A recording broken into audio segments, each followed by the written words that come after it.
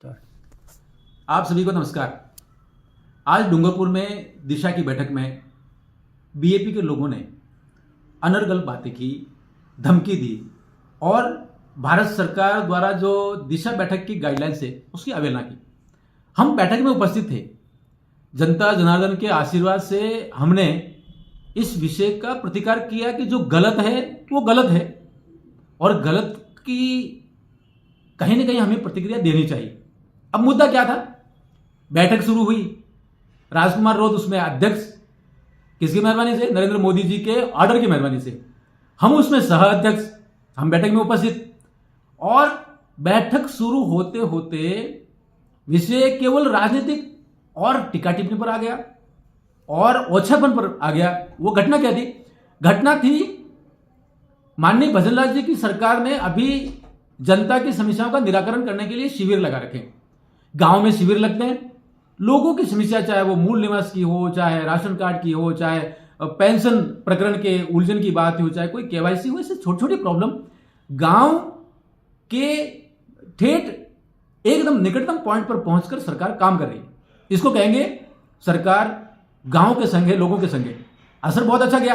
लेकिन राजकुमार रोहते कहना था कि ये टेंट का पैसा कहां से आ रहा है, ये हमारी जेब से खर्च हो रहा है, ये खाने का पैसा कहां से जा रहा है। मुझे लगता है इस तरह की टिप्पणियां किसी भी जिम्मेदार जनप्रतिनिधि के लिए अशोभनीय है और इस तरह की टीका टिप्पणी एक स्वच्छ लोकतंत्र के लिए भी ठीक नहीं है।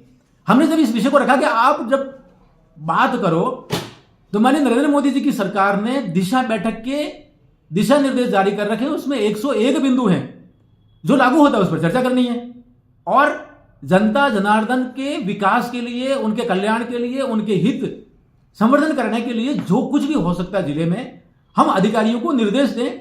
जिला कलेक्टर उसमें सुने, प्रोसीडिंग्स लिखे और अधिकारी से जो भी रिपोर्ट मांगनी वो मांग सकते हैं। लेकिन नहीं, केवल राजनीतिक और केवल राजनीतिक। और राजनीतिक में क्या? एकदम छिछोरापन।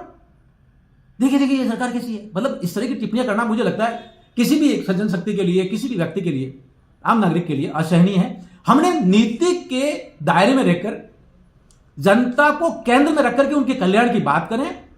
और हमने ये बहुत ठोक पीट के कहा है कि नरेंद्र मोदी जी जब कहते हैं कि विकसित भारत, तो विकसित डूंगरपुर भी उसका हिस्सा होना चाहिए।